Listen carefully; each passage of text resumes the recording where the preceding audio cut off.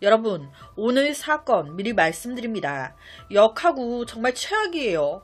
비위 약하시거나 임산부이신 분들은 조용히 뒤로 가기를 눌러주세요. 2010년 1월 23일 중국 윈난성 바오산시의 한 시골 마을에 살던 장 아주머니는 이른 오전부터 밭에 일을 하러 가기 위해 나왔습니다. 그렇게 아무 생각 없이 길을 걸어가다가 이 아줌마가 고개를 툭 돌려 옆을 본 거예요.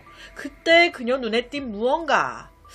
저기 채소밭이 보이는데 채소밭 한가운데 이상한 자세로 무릎을 꿇고 앉아있는 한 남자가 있는 거예요. 이때 그냥 무시하고 갈 수도 있었어요. 그런데 이 장아줌마 궁금해. 너무 생뚱맞으니까 저기서 뭐 하는 거야? 하면서 가까이 다가간 거예요. 그런데 가까이 가면 갈수록 좀 이상해. 이 남자가 무언가 위에 올라타 있는? 이 장아줌마가 눈이 좋지 않았어요. 저 남자 밑에 깔려있는 거 뭐야? 하면서 더 가까이 다가갔다가 이 장아줌마 시꺼맵니다. 피범벅이 된 어린아이가 밑에 깔려있어. 이때 그녀는 똑똑히 봤어요. 어린아이 머리가 열려있고 이 남자가 빨대 같은 걸로 수그리고 앉아 뭘 빨아먹고 있어. 다행이라 해야 할지 이때 이 남자는요, 이 죽어있는 아이의 그 머리 가까이에서 뭘 빨아먹느라 고개를 수그리고 있어 이 아줌마를 못 본 상태였어요. 와, 이 장아줌마 얼마나 놀래요. 그녀는 그 남자의 얼굴을 제대로 보지 못한 채 미친듯이 마을로 달려갑니다. 바로 마을 이장한테 이를 알려요. 상황을 들은 이장은요, 바로 마을 사람들을 조직해 문제의 그 채소밭으로 달려갔습니다. 그런데 이들이 채소밭에 왔을 때 그 새끼 어딨어? 시신도 그 새끼도 이미 도망가고 없는 거예요. 이에 사람들은요, 마을 전체를 한 바퀴 싹 수색했어요. 그 결과 피로 물든 커다란 돌을 발견합니다. 그 돌 옆에 뼈 조각 2개와 피 웅덩이도 발견돼요. 피 웅덩이. 뭔 사건이 벌어졌구나. 마을 이장 급하게 경찰에 신고합니다. 신고를 받은 경찰 현장으로 달려왔죠. 이때 경찰은요, 경찰경까지 투입시켜 대대적으로 수색해요. 그 결과 사건 현장에서 50에서 100m 떨어진 논두렁 아래에 어린 한 남자아이의 시신을 발견합니다. 그런데 이 시신 상태가요, 상태가 너무 처참했어요. 이 어린아이의 눈썹 위 뼈 부분이 무언가로 깔끔하게 잘려져 있어. 살짝 건드려 보니 뚜껑마냥 머리가 열리는데 안이 텅텅 비어있는 거예요. 뇌가 없어. 그리고 발견된 시신 옆에 또 피 웅덩이에다가 보기만 해도 구역질 나게 생긴 하얀 점액질 같은 게, 그걸 개미와 지렁이 떼가 달라들어가지고 갉아 먹고 있어. 경찰은 이 어린 소년이 누구인지부터 알아내야 했어요. 경찰이 아이의 신원에 대해 조사하고 있을 때 한 마을 주민이 다가와 이렇게 말합니다. 그 옆집 마을에 한 꼬마 아이가 실종됐다고 엄마 아빠가 사방으로 막 찾고 다니더라고.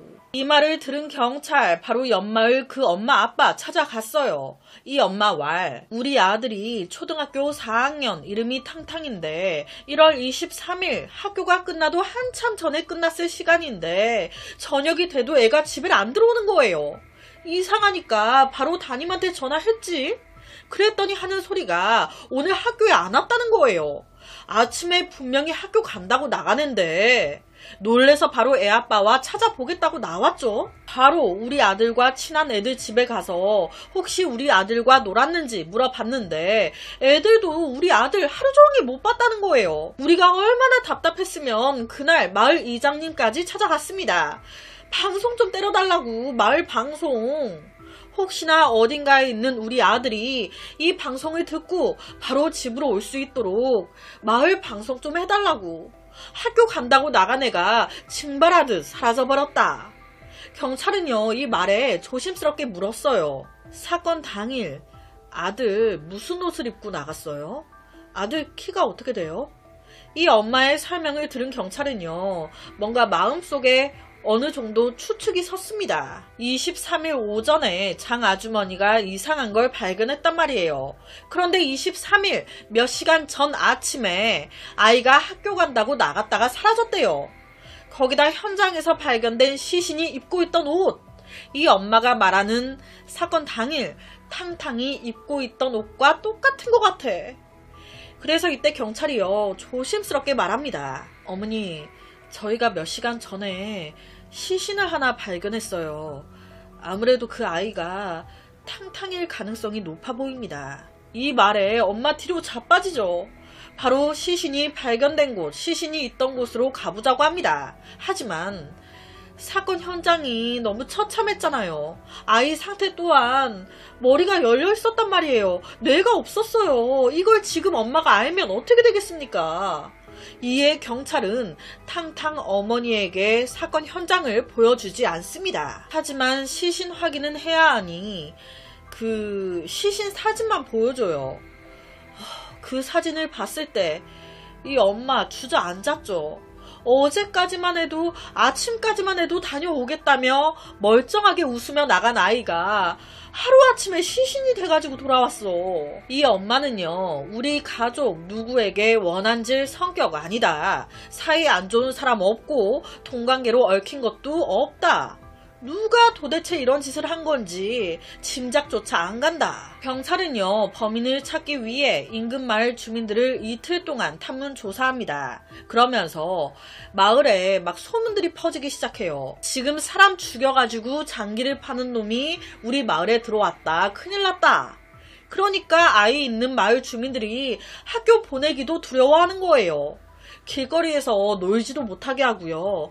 학교 끝날 때쯤 아예 엄마 아빠가 픽업 가서 데리고 오는 경우도 허다해집니다. 이렇게 마을 전체가 흉흉해진 상황에 딱 사건 현장에서 발견된 기분 나쁜 하얀색 점액, 이게 뭔지 검사 결과가 나옵니다. 와, 보니까 그 시신 옆에 있었던 하얀 점액, 인간 뇌의 일부와 타액, 침, 위산, 이게 막 섞여 있는 걸로 확인됩니다. 그러니까 이걸 봤을 때 이 미친놈이 어린아이 뇌를 먹었어. 얼마나 비리고 얼마나 역겨워요. 그러니까 이 새끼가 빨대 가지고 쏙 뇌 그걸 빨았다가 역겨우니까 토한 거예요. 팔려는 게 목적이 아닌 겁니다. 지가 처먹으려는 게 목적이지. 하지만 왜 이걸 처먹냐고. 처먹을 게 없어가지고 사람 뇌를 처먹어? 그런데 여기서 경찰이 예상하지 못한 건 이 새끼 이거 아직 안 잡혔어요. 바로 다음 날인 1월 24일 또 같은 지역에서 이번에는 여자아이가 사망한 채 발견된 겁니다. 이날 이 촌마을에 아침부터 공연이 있었어요. 그래서 많은 사람들이 모여 있었는데 이때 이 중 한 마을 사람이 화장실이 급해진 거예요. 그래서 근처 화장실을 갔다가 그 안에서 피 흘리며 죽어있는 어린 여자아이를 발견한 겁니다. 그 아이의 이름은 린린. 이제 3살 된 아이였어요. 3살. 신고받은 경찰이 바로 현장으로 출동해 시신 확인하는데 어라? 이 여자아이 이마에도 약 7cm 정도? 날카로운 무언가의 베인 자국이 있는 거예요. 이걸 보는 그 순간 바로 전날 발견됐던 탕탕 시신, 눈썹 위로에서 머리가 열려 있었잖아요. 비슷해. 그렇다면 혹시 이 3살 어린 아이의 뇌도? 정말 다행히도 이 린린의 뇌는 그대로 있었어요. 왜?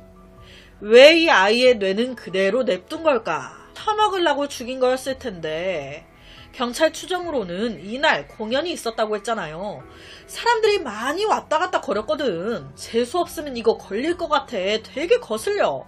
그래서 그냥 버려두고 도망간 거 아닌가. 즉 탕탕 살인범과 린린의 살인범 동일범이다. 한동안 집중 조사를 진행한 경찰은요, 마침내 마을에 수상한 남자 한 명을 찾아냅니다. 그 남자의 이름은 왕차오수. 이 남자는요, 겉보기에도 이상했고요, 대답하고 말하는 것도 이상했어요. 앞뒤가 하나도 안 맞아. 거기다 탕탕이 죽던 날 이놈이 문제의 채소밭 근처를 왔다 갔다 배회하고 있는 걸 본 목격자들이 나왔습니다. 거기다 또 플러스로 최초 목격자인 장아줌마. 그때는 정신이 너무 없어가지고 제대로 기억 못했는데 그때 이놈이 뇌 빨아먹는다고 고개를 숙이고 있긴 했지만 그 전체적인 느낌이 있잖아요. 생각해보니까 이 왕차우수와 비슷하게 생겼어. 바로 경찰 왕차우수 신문 시작해요. 그런데 이놈 너무 차분한 거예요. 한다는 소리가 자긴 아니래. 자긴 엄청 모범적인 남자라고 억울하다라는 겁니다. 하지만 미친놈이 아무리 정상인인 척 해봤자 티가 나거든요. 강도를 높여 쪼여오기 시작하니 지가 뭐 어쩔 거예요. 죄송합니다. 그렇다면 이놈은 도대체 왜 어린 아이들을 죽였으며 왜 뇌를 처먹은 걸까? 이 왕차우수는 1981년에 태어났는데 그의 부모님이 어릴 때 사망, 자연스럽게 그는 할머니, 할아버지 손에 자라게 됩니다. 사랑받으면서 잘 자랐어요. 그렇게 그가 20살이 됐을 때 할아버지가 한 여자를 소개시켜줘요. 사실 그의 마음에 쏙 들진 않았지만 할아버지가 좋아하시니까 그는 그냥 오케이 그 여자와 결혼합니다. 그리고 둘 사이에 이쁜 아들까지 낳아요. 하지만 사실 아내와 그는요 성격이 완전 극과 극 하나도 안 맞았습니다. 그래서 허구한 날 싸워요. 그럼 이혼할 만도 한데 아이가 있었다 보니 서로 이혼까지는 안 갑니다. 거기다 이 왕차우수는요 결혼하고 얼마 안 가 간질 판정까지 받아요. 이 간질 때문에 그는요 밤에 잠을 제대로 잔 적이 거의 없었습니다. 하루에 여러 번 발작이 막 일어나는 거예요. 발병 빈도가 가장 높을 땐 하룻밤에 10번이나 발작을 일으킨 적도 있었다고. 남편이 이렇게 아파버리니 옆에서 같이 자는 아내 또한 제대로 잠을 못 자게 되죠. 남편 왕차우수가 아프니 일도 제대로 못했고 자연스럽게 집에 돈을 벌어오는 사람 또한 아내가 되고요. 아내는요 마을 보건소에서 일을 하고 있었어요. 그런데 매일같이 싸우지, 밤에 잠도 못 자지, 일은 일대로 해야 되지. 이 아내도 스트레스가 장난이 아닌 거예요. 남편 병수발에 아이 케어까지 해야 돼. 집안일도 해야 돼. 그러니까 참다 아내가 아이를 데리고 집을 나가버린 겁니다. 그렇게 혼자 남아버린 왕차우수. 오랫동안 병마와 싸워왔지만 그는 한 번도 자기 치료를 포기하지 않았습니다. 윈남성의 모든 병원을 다 찾아다녀요. 하지만 상태는 여전하다 못해 나날이 더 심해져. 한 번은 왕차우수가 의사를 만나러 쿤밍의 한 병원을 찾아간 거예요. 그런데 거기서 진료를 받던 중에 발작이 일어난 겁니다. 이때 그 누구보다 당황스러웠던 건 본인 왕차우수 자신이었어요. 발작이 일어나면 이게 막 온몸이 풀리고 굳어지면서 대소변도 막 조절이 안 돼서 나오고 이게 정신은 멀쩡한데 몸이 이러는 거라 진짜 힘들고 보여주기 싫은 모습이란 말이에요. 그런데 이걸 병원에서 진료받다가 사람들 다 있는데 너무 쪽팔렸던 거예요. 거기 있는 모든 사람들이 자신을 비웃는 것처럼 느껴졌습니다. 이때부터 그의 심리 상태에 심각한 변화가 생겨요. 방문을 딱 걸어 잠그고 안 나옵니다. 사람들과의 교류를 완전히 끊어버린 거예요. 다 날 보면 비웃는 것 같거든. 다른 사람들 앞에서 또 이런 모습 보일까봐 겁나거든. 사람들과의 교류를 끊어버렸던 그가 도대체 어디서 이런 얘기 들은 건지 모르겠어요. 인간 뇌에 개미와 지렁이를 곁들여 먹으면 간질이 싹 다 낫는다더라. 이런 듣도 못한 민간치료 얘기를 들은 겁니다. 특히 어린 아이들의 뇌가 그렇게 효과가 좋다고. 그래서 병마와 오랫동안 시달려왔던 왕차우수, 자기 병을 고치고 싶다는 생각에 아무 죄 없고 순진한 아이들을 해치고 뇌를 빼먹은 겁니다. 와, 이게 죽이는 것도 최악인데 머리를 열어가지고 빨대 꽂아 처마시는 게 이게 생각만 해도 역겨운데 이제 지도 역겨우니까 옆에 토하고 막 지랄 해놨던 거예요. 아, 격한 발언 죄송합니다. 미친놈 아니야 이거. 2010년 1월 23일 범행을 하기 위해 나온 그는 초등학교 4학년이었던 탕탕이 혼자 학교에 가는 것을 봤습니다. 보는 순간 이 민간치료 생각이 나면서 너다. 그는요 참새를 잡는다는 핑계로 탕탕을 유인, 문제의 채소밭 뒤쪽으로 데려갑니다. 거기서 이 탕탕이 뒤를 돌아 방심하고 있을 때 돌을 집어들어 아이 뒤통수를 그냥 내리쳐버린 거예요. 의식을 잃고 쓰러진 탕탕 이놈은요, 뇌를 먹어서 내병 치료해야 돼 라는 그 생각 하나에 미쳐가지고 돌 있죠, 돌로 미친듯이 머리 내려 찍기 시작한 거예요. 그렇게 머리 깨트린 겁니다. 그리고 준비해 나온 빨대로 뇌수를 빨아먹기 시작한 거예요. 그렇게 한두어 번 조금 딱 먹었는데 이거 자칫하면 걸리겠어. 급한 마음에 시신을 옮긴 거예요. 논두렁 아래로. 거기서 맞다, 뇌랑 개미 지렁이 같이 먹어야 효과가 좋다고 했는데 거기서 이제 뇌, 개미, 지렁이 다 같이 해가지고 처먹는데 아우 역하죠. 지도 먹다가 오바이트가 쏠린 거예요. 먹던 뇌를 다시 토해낸 겁니다. 그래서 그 시신 옆에 토자국과 개미, 지렁이까지 다 있었던 거예요. 이 짓을 하고도 그는 만족하지 않습니다. 다음날 오후 3시 그는 혼자 놀고 있는 린린을 봤어요. 쟤다. 몇 개의 막대 사탕을 이용 그 어린 아이를 화장실로 유인해요.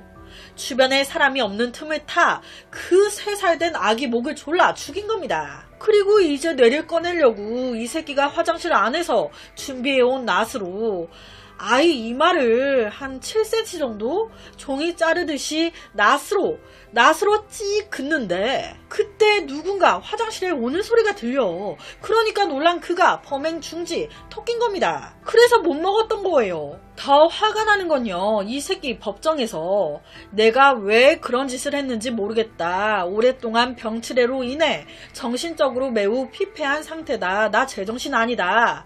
나 심신미약이다. 지금 나에겐 처벌이 아닌 치료가 필요하다라고 주장했다는 겁니다. 이 무슨 신박한 개소리야. 바로 정신감정 들어갔어요. 결과는 웃기지마 이 새끼야.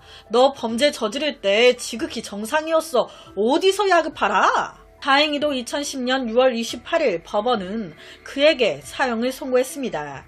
당연한 결과죠. 민간요법은 과학적으로 검증되지 않은 것들이 많다고 합니다. 전에 다뤘던 장어를 몸에 넣으면 장어가 이제 몸 안에 있는 똥을 다 먹어치우면서 병을 치료해준다고 이제 그거 믿고 똥구멍에 장어 쳐넣은 놈도 있었죠. 와, 이게 안다고 해도 이걸 실행으로 옮기는 게 말도 안 되는 건데, 이 옆에 사건은 지금 보시는 영상 맨 오른쪽 위에 느낌표 표시 있죠. 이 느낌표를 눌러주시면 바로 연결이 될 거예요. 최악입니다. 그래서 오늘은 몸이 아프면 의사에게 진찰을 받아야 한다는, 처방으로 준 약을 잘 챙겨 먹고 식단 관리하고 운동해야 한다는 말이 생각나는 중국에서 벌어진 역겨운 한 살인사건을 가지고 왔습니다.